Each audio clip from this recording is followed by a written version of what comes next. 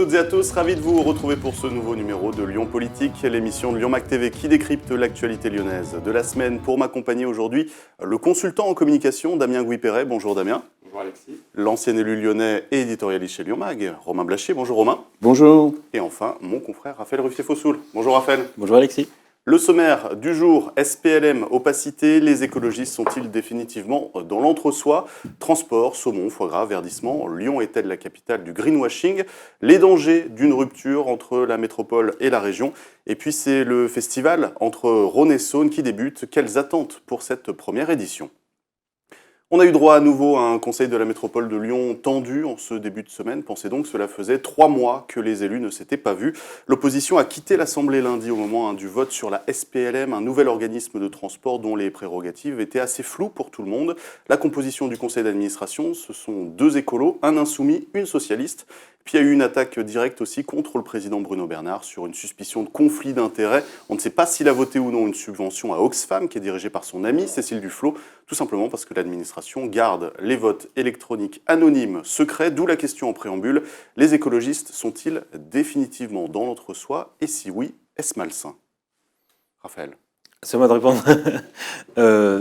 Dans l'entre-soi, de manière générale, je dirais pas ça. Après, c'est cette histoire de SPLM qui est un peu surprenante. Parce que autant je trouve que sur le Citral, le fait d'avoir réduit la part de l'opposition, en réalité, c'est pas vraiment un enjeu. Les écologistes l'ont montré quand ils étaient dans l'opposition. Ce qui est important, c'est que l'opposition siège, que l'opposition soit au Citral, puisse comprendre ce qui s'y passe. Et je trouve qu'ils ont tort d'ailleurs de ne pas y aller. Ça a toujours été des sources d'informations importantes pour les citoyens, pour les journalistes, les citoyens à travers eux. Là, sur cette nouvelle société qui va gérer globalement les parkings, oui, stationnement, les parkings relais. C'est quand même moins compréhensible de créer, même si les budgets sont incomparables avec le Citral. Le Citral, on est en milliards, là on est, je crois que 60 millions d'euros de budget. On pourrait dire que c'est pas énorme, mais enfin apparemment ils mettent quand même de gros enjeux sur ce projet-là. Il y a LPA, ce serait quand même sain qu'il y ait des représentants de l'opposition. Je comprends qu'ils ne veuillent pas que les institutions, organismes autres que puissent être bloqués par des jeux politiques. S'il doit y avoir des blocages, ils doivent avoir lieu à l'Assemblée plénière. Ils ne doivent pas avoir lieu dans les instances secondaires. Par contre, il faut que l'opposition soit présente. Damien, vous êtes d'accord avec ce que vient de dire Raphaël? Alors, une fois n'est pas coutume, je suis d'accord avec Raphaël. Cette histoire d'SPML, c'est plutôt une bonne idée de réunir des gens autour d'une table, d'essayer d'être plus efficient. Je trouve que l'idée globale est bonne. En revanche, il y a plusieurs points qui m'interpellent. D'abord, la représentation de la ville de Lyon avec un seul siège sur 7, ce que je trouve assez étonnant, puisque ce sont des sujets qui sont quand même très lyonnais. Première chose. Deuxième chose, l'absence effectivement de représentants de l'opposition. Je pense que l'opposition doit toujours siéger dans ce genre d'instance pour apporter la contradiction, voire apporter quelquefois des informations supplémentaires, parce qu'il y a aussi des gens dans l'opposition qui maîtrisent le sujet. Et puis j'aurais quand même pointé du doigt la contradiction des Verts, qui toute la journée disent qu'il faut plus de démocratie, plus de partage. On l'entend au niveau national, à l'Assemblée nationale, puisqu'ils sont minoritaires et veulent accéder à tous les sièges. Et là, à Lyon, effectivement, on n'ouvre pas la porte à l'opposition. Donc, c'est pas très transparent. C'est faites ce que je dis, ne faites pas ce que je fais. Ça me pose un vrai problème, alors que l'idée de l'SPML n'est pas forcément une mauvaise idée.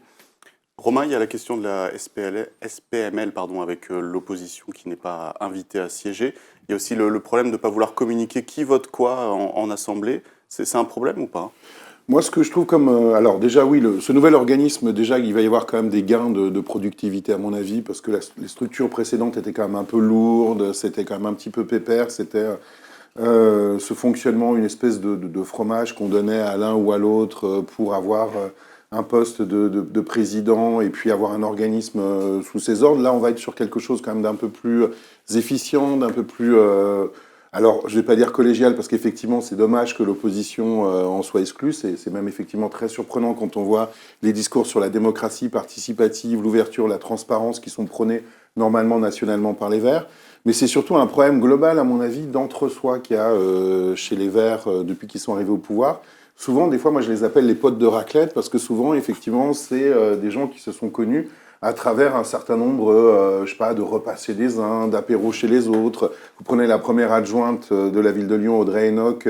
En gros, elle vous explique qu'elle connaît Grégory Doucet parce qu'ils ont mangé ensemble chez des amis et que c'est comme ça qu'ils ont commencé à faire de la politique ensemble, qu'elle est passée donc d'être chef de service chez Vauquier à adjointe chez Grégory Doucet, d'autres vous expliquent que c'est lors, je sais pas, d'une fête chez quelqu'un d'autre. Enfin voilà, il y a un côté bande de copains, c'est très bien d'être une bande de copains, il y a parfois pas assez de vraie amitié en politique, mais on a l'impression aussi que quelque part ça devient quelque chose d'assez excluant, c'est-à-dire que vous vous retrouvez dans des situations où vous avez l'impression que les gens, toute leur vie, leur cercle de sociabilité, tout leur fonctionnement politique, ils fonctionnent avec les gentils qui sont membres d'Europe Écologie Les Verts, et puis le reste du monde qui serait méchant, qui leur vaudrait forcément du mal. Et c'est assez compliqué, des fois en termes humains, justement, ce fonctionnement-là. Ils ne sont pas tous comme ça, fort heureusement. Il y a aussi des évolutions qui peuvent se noter à l'exercice du pouvoir qui commence à arriver. Mais il y a quand même un sentiment global, il n'y a pas que moi qui le dis, c'est partagé y compris par des partenaires de la majorité verte. Vous entendez des fois certains propos, notamment même en conseil public, de Nathalie Perrin-Gilbert sur la question de l'entre-soi des Verts. C'est une certaine réalité. Et ça demande aussi un certain nombre de choses. Par exemple, effectivement, sur le terrain, dans les arrondissements, dans les communes, vous entendez aussi beaucoup qu'il y a un problème d'aller sur le terrain, d'aller aussi au contact de personnes qui ne soient pas forcément des relais dans la société civile des Verts, qui ne soient pas forcément membres des Verts. Il y a vraiment une espèce de travail qui, des fois, rappelle le Parti communiste dans les communes de l'ex-ceinture rouge lyonnaise et parisienne, dans lequel il fallait absolument avoir la carte du parti pour être un gentil et tous les autres étaient des méchants. Ça veut dire qu'il y a une peur de la remise en question? Je pense qu'il y a une peur de la remise en question. On va peut-être en reparler justement dans le chapitre sur le greenwashing, mais il y a effectivement beaucoup de justifications quand même qui sont tentées. Donc ça, c'est plutôt pas mal d'essayer de se justifier, d'essayer d'expliquer ce qu'on fait. Mais voilà, cette question de l'entre-soi qui est effectivement assez peu lyonnaise, à mon avis, va leur poser un problème et commence déjà même à leur poser un problème en termes de relais dans la société civile, en termes de compréhension. Oui, je ne serais pas pour personnaliser en fait ce débat parce que c'est une réalité institutionnelle. Ils tombent dans le piège des institutions comme leurs prédécesseurs. Il y a une majorité absolue. Ça ne nécessite pas d'aller composer. On l'a vu à l'Assemblée nationale. Là, on va rentrer dans une nouvelle phase au niveau national. Ça ferait peut-être du bien qu'au niveau local aussi. Si on veut que les différentes forces politiques dialoguent entre elles, il faut que les institutions le permettent. Il faut qu'il y ait des majorités relatives. Donc je ne personnaliserai pas comme vous l'avez fait.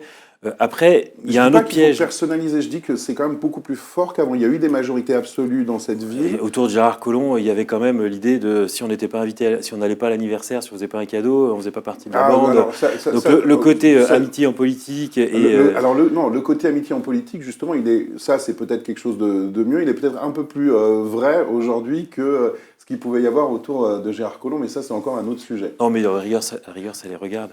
Je pense que l'autre piège dans lequel ils tombent, c'est que c'est pas leur seule responsabilité, mais ils ont la bonne responsabilité là-dedans aussi. C'est qu'ils sont tout à fait convaincus de l'urgence climatique, des mesures qu'ils doivent mener, et ils en oublient qu'ils doivent convaincre. Ils ont une majorité, donc ils débattent entre eux des mesures qu'ils doivent mener, mais ils oublient qu'ils doivent convaincre aussi l'ensemble de la population, et si possible, une partie de leurs oppositions, ou des gens qui sont, quand on dit opposition, il y a quand même des gens avec qui ils travaillaient dans le mandat précédent, donc ils ne sont pas si éloignés. David Kimmelfeld avec les écologistes, ils ont beaucoup de convergences. Et je pense que durablement, s'ils n'arrivent pas à envoyer un peu des signaux à leurs anciens partenaires, il ne faudra pas s'étonner si le mandat prochain, ces anciens partenaires se tournent vers l'opposition, vers la droite. En fait, on dit la même chose, Raphaël, En fait, on dit la même chose. Et Damien, avant... Oui, juste un mot sur le manque de transparence et l'allusion que vous avez faite concernant les votes à la métropole. Je suis toujours scandalisé qu'un vote censé être public, on n'arrive pas effectivement à savoir qui a voté quoi. Ces gens-là sont élus par nous et on devrait savoir comment ils nous représentent dans un vote. Et j'avoue que l'intervention de Louis Péalez me paraît complètement justifiée sur le fait qu'on devrait savoir qui vote quoi à chaque fois qu'il y a un dossier qui passe. À l'Assemblée nationale, il y a des votes avec des boîtiers, et si on veut savoir qui a voté quoi, on le sait immédiatement. Là, j'ai l'impression qu'il y a un secret de polichinelle, qu'il faut faire des démarches administratives pour obtenir une réponse. Je trouve que ce n'est pas très transparent non plus. Ça ne renvoie pas une bonne image en réalité. Moi, je ne suis pas tout critique systématiquement de ce que font les Verts, de ce que disent les Verts. Je pense qu'ils ont parfois de bonnes idées. Quelquefois, ils vont trop vite, pas assez partagés avec la population, je suis d'accord, il n'y a pas assez d'échanges. Mais là, en l'occurrence, pourquoi cacher ce genre de choses alors qu'en réalité, un peu de transparence, ça donnerait de la fluidité au débat et ça détendrait l'atmosphère, surtout. L'intervention de Pélez, elle est quand même un peu hors sujet. Ça fait des années que les boîtiers, ils sont anonymes. Et puis, je veux dire, il n'y a pas de lien organique sur un plan juridique entre Oxfam et le président de la métropole. Mais ce que dit Louis Pélez, c'est que du coup, puisque l'administration refuse de donner le nom des personnes qui ont pris part au vote ou non, impossible de savoir s'il y a eu des conflits d'intérêts ou pas. Alors dans ce cas-là, mais aussi dans les prochains. Il n'y a pas de conflit d'intérêts. En plus, il ne travaille pas chez Oui. Oxfam. Non, mais dans ce cas-là, mais Quel serait le lien d'intérêt en fait? C'est pas Il n'a pas une d'intérêt amitié ne personnel. définit pas. On sait c'est très ça. bien effectivement la proximité entre les Verts C'est ce et qui a marqué dans la convention Oxfam. qu'ils ont signée avec Oxfam. Aucun lien d'amitié, de famille, etc. Oui. En dehors de la problématique du conflit d'intérêts, c'est quand même un manque de transparence Mais c'est pas absolu. juridiquement un conflit Non, d'intérêts. ça, je suis d'accord. Après, c'est pas propre à cette histoire-là, mais effectivement, sûr. qu'on ait la transparence sur les On votes, ce devrait serait savoir Oui, mais normal. ça sort du que chapeau votent nos d'un élus. coup, alors que ça fait des années qu'il y a le Oui, vote mais comme ça. ils sont là pour régler aussi les problèmes. Mais Donc il est ce pas problème-là, interdit- ils pourraient le il régler. n'est pas interdit de Voilà, changer mais- un système qui n'est pas logique. Bien sûr, la mais transparence. cet exemple-là est pas bon. C'est pas un vrai conflit d'intérêt. Il n'y a pas de conflit d'intérêt sur un plan juridique dans cette délibération. Je vous propose d'avancer parce qu'on a déjà commencé à empiéter sur le deuxième sujet. On évoquait la semaine dernière sur ce plateau les 2 ans de mandat des écologistes à Lyon et à la métropole. L'entourage du maire Grégory Doucet a été assez attentif à ce que nous avions dit, notamment vous, Damien. J'ai eu quelques retours. On a parlé du manque de temps, du Covid, de leurs échecs, de leurs réussites, comme l'apaisement par exemple des rues devant les écoles. Mais finalement, au gré des polémiques sur le foie gras, sur les petites touches de verdure, est-ce que les 2 majorités ne font-elles pas du greenwashing plutôt que de l'écologie efficace, notamment pour tenter de convaincre un maximum avant la fin du mandat? Romain? Alors, il y a eu un échange qui était très intéressant vendredi dernier entre Jean-Marc Jancovici, qui est le président des Shifters, qui est un des gros penseurs de l'énergie et de l'écologie en France, et Grégory Doucet. Grégory Doucet accueillait Jean-Marc Jancovici pour justement cette université d'été des Shifters. Et Grégory Doucet a expliqué un peu tout ce que faisait la ville en matière d'écologie, les différentes mesures qui étaient prises, etc. Avec justement, c'était assez intéressant parce que Grégory Doucet, qui passe pour quelqu'un de très radical chez ses ennemis, en fait, en gros, il expliquait ce que pouvait faire une commune au quotidien en matière d'environnement. Jean Covici a balayé le truc en mode vous faites du greenwashing, c'est du gadget, afficher une métropole zéro carbone, c'est faux, ça marche pas comme ça. Grégory Doucet s'est rejustifié ensuite, et c'était assez frappant parce qu'en fait, vous aviez 2 postures de l'écologie. Une qui était une posture effectivement de penseur, de théoricien, même si Jean Covici a une boîte de consulting, est ingénieur, a des pensées pratico-pratiques. Et puis Grégory Doucet qui vient au départ de l'écologie politique avec probablement une vision planétaire de ces enjeux, mais qui est confronté aussi à la gestion des pouvoirs d'une commune, qui sont forcément limités dessus, dans lequel il doit faire la promotion effectivement de ce qui est fait, mais où effectivement ça apparaît dérisoire par rapport aux enjeux. Mais en même temps, il ne peut pas faire grand-chose de plus, dans le sens où voilà, une ville, c'est pas un État, c'est pas l'Union européenne. Et du coup, c'était un peu intéressant de voir ces postures à front renversé avec justement un maire écolo qui se fait traiter de greenwashing en quelque sorte, et puis également quelqu'un d'extérieur, alors que d'habitude c'est justement pendant des années les associations écologiques et les Verts, qui étaient plutôt justement dans cette posture de lanceur d'alerte, de attention, vous en faites pas assez.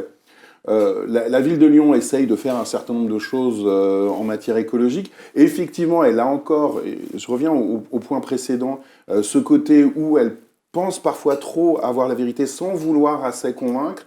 C'est vrai que vous avez des fois des postures qui ont été dites pendant cette campagne des législatives, parce que c'est normal, dans les campagnes des législatives, on est caricaturaux, où les Verts disaient, voilà, si vous votez pas pour nous, c'est que vous êtes contre le climat. Donc il y a aussi cette problématique-là, parfois, de sectarisme dont je parlais là-dessus. Hein. C'est pas qu'une question de raclette, c'est parfois aussi une question de j'ai raison contre les autres.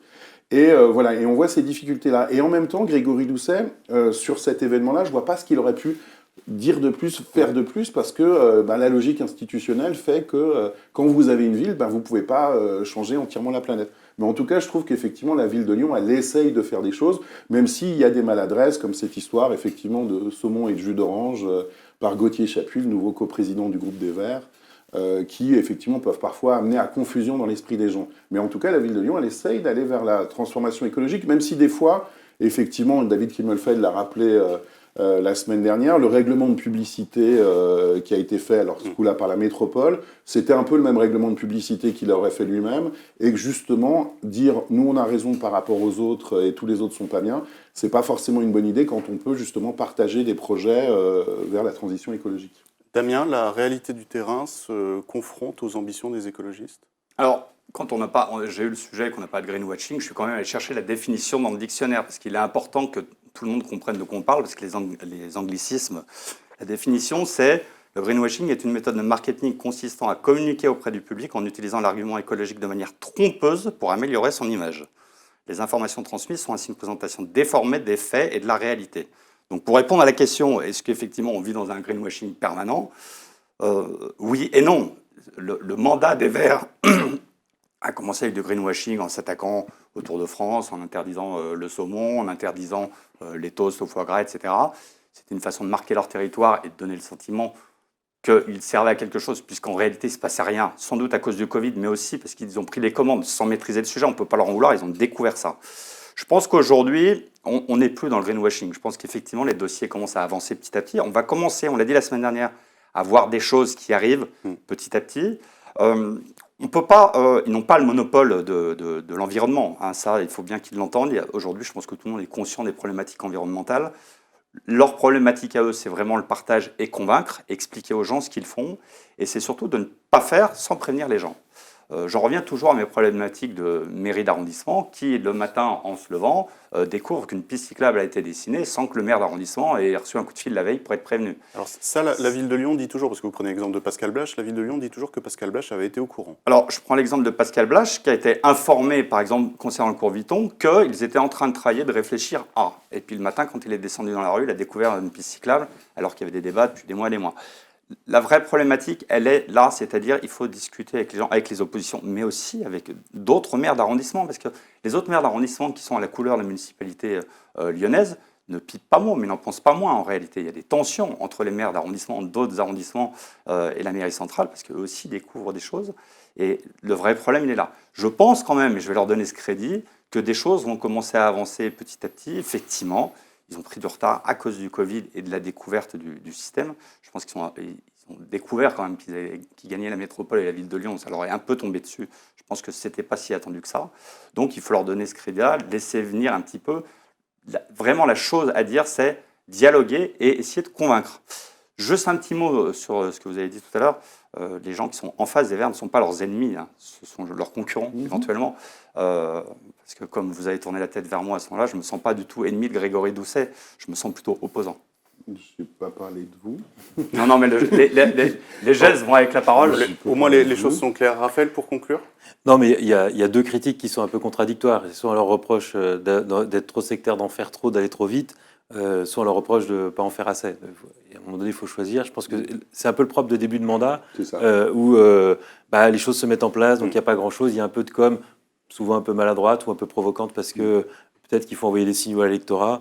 Ça donne ce sentiment. Je pense qu'effectivement, on va rentrer dans une deuxième phase du mandat.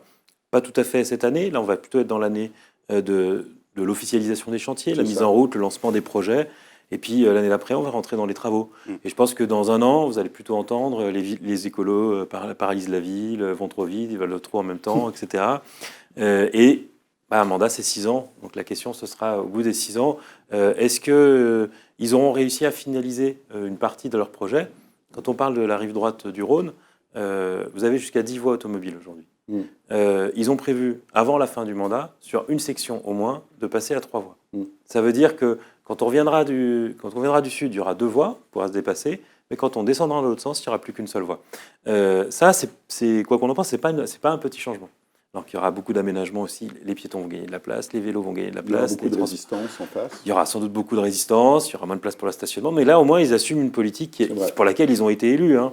Et ce qu'il faut leur souhaiter quand même, c'est qu'ils aient fini à temps, si on prend l'exemple de Gérard Collomb, qu'ils aient fini plutôt un an avant, que les Lyonnais puissent s'emparer de cet équipement, parce que je veux bien faire pari qu'une fois que ce sera fait, personne ne reviendra en arrière. C'est toujours le cas de ces aménagements le syndrome urbain. Voilà, c'est partout, même si ça va probablement créer des bouchons, etc. Les gens qui se seront réemparés de leur berge du Rhône les piétons, les cyclistes les rendront plus. Donc je ne pense pas qu'on revienne dessus, mais par contre pour eux électoralement, ils ont quand même intérêt à ce que les gens aient le temps de s'en emparer. Complètement. Troisième sujet de la semaine, il concerne les relations entre la métropole de Lyon et la région Auvergne-Rhône-Alpes qui se sont tendues. Jusqu'à présent, Laurent Wauquiez tapait plus volontiers sur les maires écolos de Lyon et de Grenoble. La passe d'armes, mercredi avec Bruno Bernard, concerne le schéma des grandes orientations économiques de la région jusqu'en 2028. La métropole accuse la région de ne pas faire d'efforts pour collaborer. Et dans l'autre sens, la région explique que toutes les collectivités, même les petites communes, ont rendu des dossiers, sauf la métropole. Demain, si les deux collectivités s'ignorent, est-ce qu'on peut craindre pour le quotidien des habitants du territoire ou est-ce que chaque collectivité a suffisamment de budget et de levier pour faire en sorte que la fin du mandat se termine bien? Oui, non, le fait qu'ils s'opposent, c'est assez pénible en réalité, parce qu'il y a des dossiers qui sont assez urgents, qui sont présentés comme prioritaires des deux côtés. Et je pense évidemment le RER à la Lyonnaise qu'on nous promet depuis 20 ans. Là, on a deux collectivités qui nous promettent de le faire et qui disent à chaque fois que c'est l'autre qui ne veut pas avancer. Il manquerait plus que les signatures des deux côtés. Ouais, c'est à chaque fois, c'est de dire que c'est pas de notre faute, c'est l'autre. C'est difficile d'établir les responsabilités dans ce genre d'affaires, puisqu'en réalité, c'est des coopérations entre collectivités dans lesquelles on n'est pas. On n'en a que la vision politique et qui est forcément un peu caricaturale. Là, les deux, je ne sais pas qui est responsable, mais les deux sont en train effectivement de priver les habitants de l'agglomération, puis même au plus large de la région, d'équipements qui sont importants. Damien, vous regrettez cette situation? Oui, évidemment, on ne peut que la regretter, même si on n'est pas dans tous les tenants, les aboutissants, on n'a pas les copies de tous les courriers qui se sont adressés. Évidemment, quand on a un budget cumulé qui approche les 8 milliards d'euros, se dire que le fait qu'il soit divisé en deux, je fais ça un peu grossièrement, mais on est meilleur quand on est ensemble, c'est clair. Alors, je ne sais pas qui est responsable de quoi, évidemment, je me garderai bien de juger. Je constate quand même que, avec les présidents de la métropole précédents, bien que étant opposés avec le président de la région, l'intérêt général finissait toujours par primer. Pas sur le RER lyonnais, ça jamais Attention, avancé.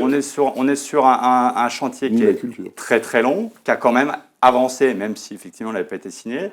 Je constate quand même que Gérard Collomb arrivait à parler à Laurent Wauquiez. Je constate que Jean-Jacques Karam arrivait à parler à Gérard Collomb, et on ne peut pas parler de grande amitié entre eux non plus. Il y a quand même un moment où ces gens arrivaient à se parler. Évidemment que ça a freiné des dossiers, ces inimitiés, ces oppositions politiques.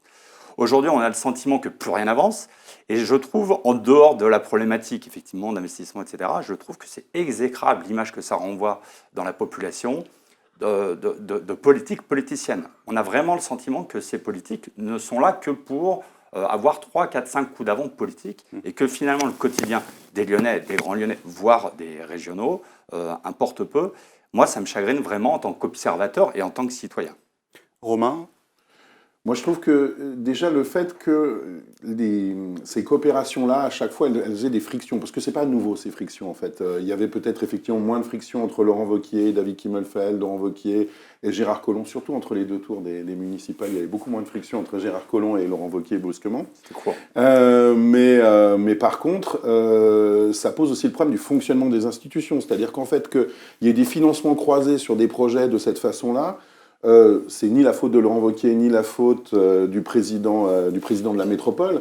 C'est aussi le fait que les compétences en France des collectivités locales, elles sont beaucoup trop mélangées, avec beaucoup trop de décisions problématiques, beaucoup trop d'acteurs à mettre autour de la table, alors que c'est parfois des choses relativement mécaniques. Et ça pose un vrai problème. Le citoyen, il n'y comprend plus rien. Pourquoi est-ce qu'un même dossier, c'est co-géré par la région, la métropole, tout ça? Alors, il y a des explications institutionnelles, il y a des explications du rôle de chacun, mais il y a aussi un problème de découpage du législateur en droit constit, dans lequel on a voulu qu'un peu tout le monde décide d'un peu tout.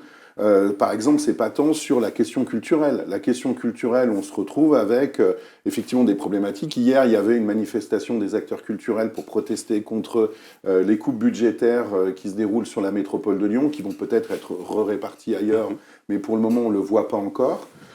Et c'est un vrai problème pour les citoyens, parce qu'ils se retrouvent avec des politiques qui s'engueulent sur des dossiers communs, alors que parfois, c'est simplement des décisions techniques qui sont derrière. Donc, effectivement, il y a une certaine paralysie de la population, pour la population, et c'est bon ni pour la métropole, ni bon pour la région. Par contre, ça intéresse le microcosme politique. Ça explique aussi pourquoi les gens vont de moins en moins voter. C'est parce qu'ils voient les gens se chamailler de manière incompréhensible sur des compétences partagées. Tout à fait. Après, ce qu'on peut ajouter puisque vous parlez de la culture, c'est que la responsabilité entre les deux, elles sont difficiles à établir, mais ce qui est évident, c'est que Laurent Wauquiez fait rien pour que ça marche. Et l'exemple de la culture, autant qu'il ait une politique culturelle au niveau de la région et qu'il dise je ne répartis plus les subventions comme celle-là, je les fais par projet, je le fais différemment, ça peut s'entendre. Sauf la manière de le faire, c'était évidemment de la provocation. Mais ça même, c'est sans communication, sans prévenir les autres collectivités qui sont amenées du coup à venir secourir ces institutions qui sont en danger. Donc sans communication, pour faire de la provocation, pour parler à son électorat. Donc on est dans une attitude assez démagogique. Alors que les budgets des entreprises culturelles et des assos sont déjà remplis, et avec cette subvention-là qui est provisionnée, bien sûr qu'il y a cette provocation-là. Et en plus, il pourrait à ce moment-là donner des exemples d'endroits où il redispatche ces subventions, mais en plus il ne le fait pas. Donc effectivement, il y a une question d'affichage politique, mais l'affichage politique, il va grandir auprès de la région parce que Laurent Wauquiez, mine de rien, il détient, entre guillemets, un tiers du groupe LR à la métropole, n'importe quoi, à l'Assemblée nationale. Vous avez 19 à 20 députés LR qui sont, ne serait-ce que dans la région Auvergne-Rhône-Alpes, proches de Laurent Wauquiez. Puis après, j'imagine qu'ailleurs qu'en Auvergne-Rhône-Alpes, il y a des proches de Laurent Wauquiez. Donc la posture de Laurent Wauquiez en matière politique, son affirmation d'une ligne politique, elle va être de plus en plus forte. Je voudrais juste dire un mot sur la définition d'une subvention. Une subvention, est-ce que c'est une rente à vie? Je ne viens pas au secours de Laurent Wauquiez, c'est un grand garçon, il sait faire tout seul. Il y a beaucoup d'associations, et pas que dans le domaine culturel, qui partent du principe qu'une subvention, elle est acquise. C'est vrai. La démarche de Laurent Wauquiez, peut-être maladroite, mais elle est de dire rien n'est acquis. Et on peut comprendre aussi qu'à un moment, on puisse se payer le luxe de remettre sur la table et de dire, ben voilà, je fais des choix. Et moi, j'ai du mal à entendre, c'est que la ville ou la métropole veuille dicter à Laurent Wauquiez, qui est une collectivité indépendante qui est au-dessus de la métropole de Lyon, quoi faire de son argent dans tel ou tel domaine. Après, ça s'entend. Je ne juge pas de ces répartitions. Quand on a fondé ensemble la Villa Gilet, quand on est un membre fondateur de la Villa Gilet, on ampute de la totalité de sa subvention sans prévenir l'autre partenaire qui forcément sera appelé à secourir cette institution. Mais je crois que Laurent Wauquiez a expliqué pourquoi il retirait la subvention de la Villa Gilet, parce qu'il disait que ça ne correspondait absolument plus au projet d'origine et que ce qui s'y passait n'était pas transparent.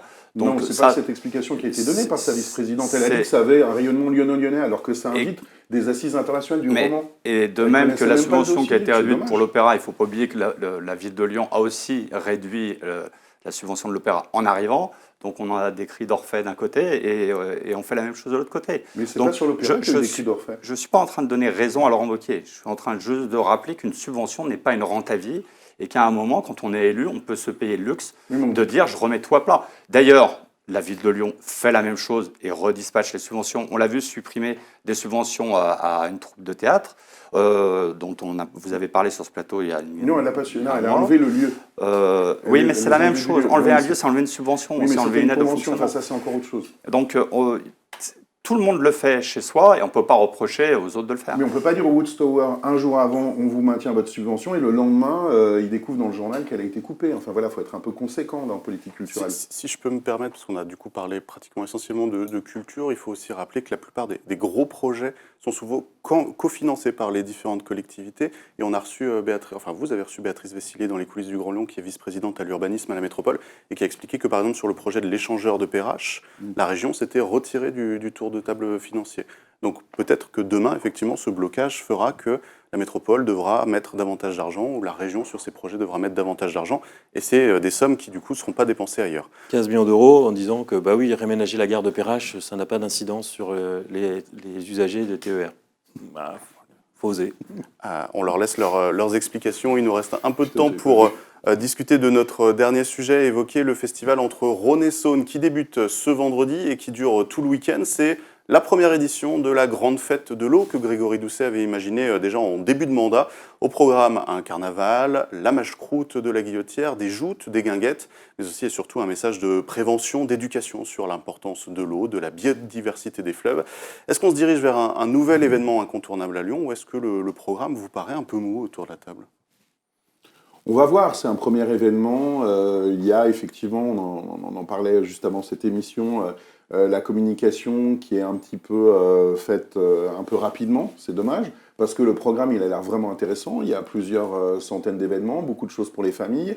Pour ma part, je trouve effectivement que c'est un festival qui a encore une dimension sportive et de loisirs importantes. Il faudrait peut-être renforcer le volet culturel, mais bon, ça on verra dans les années qui viennent. En tout cas, c'est hyper intéressant de voir que Lyon se réconcilie avec une chose qui est quand même dans son identité absolue, qui est la question des fleuves. C'est vrai qu'on dit qu'on est, on est quand même une ville dans laquelle la question de l'eau est hyper importante quand même, avec 2 cours d'eau formidables. Et c'est quelque chose qui est relativement impensé, relativement peu utilisé. Et là, c'est vraiment bien justement qu'on puisse commencer ce retour au fleuve, qu'on puisse redécouvrir du folklore lyonnais. Là, il y avait un très très beau numéro des rues de Lyon sur le Mâche-Croûte que vous invite à lire parce que c'est vraiment un personnage de folklore qui avait disparu et qui revient. Donc non, je trouve que moi je suis assez enthousiaste sur cette idée-là. Je vous dis juste que c'est dommage qu'effectivement le programme soit aussi difficile à trouver au niveau communication, mais ça c'est les petits ratés qu'on a lors d'une première édition. Moi je suis assez enthousiaste et je trouve que c'est plutôt une très très bonne idée et que ça va être, à mon avis, quelque chose qui va être important pour les familles, même si je pense que pour les prochaines éditions, moi je renforcerai bien encore une fois la dimension culturelle, mais je pense que ça viendra de lui-même. Damien, on vous verra sur les berges ce week-end ? Alors non, parce que moi je ne serai pas à Lyon. En revanche, j'ai vu qu'il y avait 220 événements programmés, donc c'est certainement quelque chose qui est intéressant. Je trouve que l'idée est bonne aussi, effectivement, puisque quand on est lyonnais, on passe au-dessus du Rhône et de la Saône, on s'en aperçoit même plus, qu'on en profite peu, même si effectivement il y a les berges du Rhône, etc. Je trouve que c'est une très bonne idée.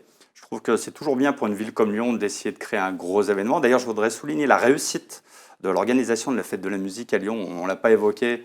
Et je pense que ça a été un très bel événement, très bien organisé, très bien cadré, avec finalement une ou deux petites échauffourées dans le centre-ville qui n'avaient pas forcément un lien avec la fête de la musique. J'ai d'ailleurs jamais vu autant de sécurité. Ça prouve que quand on met un peu de sécurité, ça se passe bien. C'était une parenthèse. Mais donc, franchement, ça prouve qu'ils savent faire ces choses-là. Je rejoins ce que dit Romain.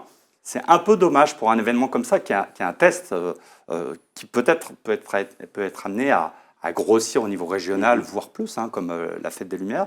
Je trouve dommage qu'en matière de communication, on découvre tout ça à la dernière minute, parce qu'on n'a pas eu le temps justement de noter ça dans son planning, d'essayer de repérer. Il faut vraiment chercher l'info. Je trouve ça un petit peu dommage. Depuis 24 ans, on entend beaucoup parler dans les médias, mais 24 heures avant, c'est un peu court, je pense. Donc, wait and see, on verra ce que ça donne l'année prochaine, s'il y a une évolution. Ils ont repris des choses qui existaient il y a 20 ans, 30 ans, 40 ans. Je pense à la course de baignoire sur le Rhône, qui est un truc qui est absolument hilarant, qui est très drôle, qui est très original et qui est très culturel, parce qu'il y a un travail qui est fait pendant des mois et des mois sur des gens qui trafiquent leur baignoire, etc. Honnêtement, c'est plutôt sympa. Je vais attendre de voir. Moi, je suis plutôt positif et j'espère pour eux que le temps sera positif aussi. Raphaël ? C'est une communication qui est en réalité assez forte, parce qu'on en a beaucoup parlé, mais très différente de ce qu'on avait l'habitude d'avoir. C'est-à-dire, avant, on disait, il y a un événement, rendez-vous tout le monde, tel jour, à telle heure, à tel endroit, vous verrez ça. Là, c'est vrai qu'il y a 220 choses dans la ville. On aurait du mal à lister les 220, évidemment, mais même on aurait du mal à vous dire, le truc principal à faire ce week-end, c'est ça. Je pense que c'est un peu comme un budget participatif, finalement, leur fête. Il y a 220 projets. Et ils attendent de voir comment les gens vont s'en emparer. Il faut espérer pour qu'il y les aura années plus de monde suivantes. que pour le budget participatif. 1500 projets, après il faut voir comment ils vont participer derrière. Mais c'est vraiment ça la question. C'est comme si ils ne faisaient pas le choix de dire aux gens allez à tel endroit. On vous propose plein de choses, puis on verra ce qui marche pas. Je pense que ce qu'il y a à attendre surtout ce week-end, pour eux, c'est qu'il n'y ait pas d'incident. Ça, c'est évident. Et on peut cracher un événement sur sa première édition comme ça. S'il y a des choses où il n'y a pas grand monde, c'est pas très grave. Ce qui serait grave, c'est qu'il n'y ait nulle part du monde, qu'il n'y ait aucun élément qui reçoive du succès. Il fait beau, il y a des trucs qui ont l'air quand même assez sympas. Je suis quand même plutôt rassuré pour eux. Je pense qu'il y aura des choses assez sympas et puis que l'année prochaine, ils nous diront, tiens, la fête des baignoires, la course des baignoires, c'était ce qu'il y avait de mieux, on va la faire en plus grand. Voilà. Bon, on arrive au terme de cette émission. On compte sur vous pour nous dire ce que vous avez pensé de ce Si festival. ça marche, on fait une équipe Lyon-Mag des baignoires. Pour l'année prochaine, promis.